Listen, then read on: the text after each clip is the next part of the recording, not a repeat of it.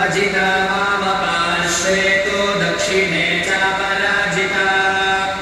शिखामुद्योगिनी रक्षेत् उमामूर्ध्नि व्यवस्थिता मालाधरी ललाटे च भृगो रक्षेद्यशस्विनी त्रिनेत्रा च भ्रुवोर्मध्ये यमगण्डा च नासिके शङ्खिनी चक्षुषोर्मध्ये श्रोत्रयोर्द्वारवासिनी कपोलौ कालिका रक्षेत् कर्णमूले तुषाङ्करी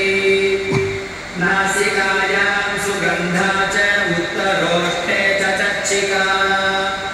अधरे चावृतकला जिह्वायां च सरस्वती दन्तान् रक्षतु कौमारी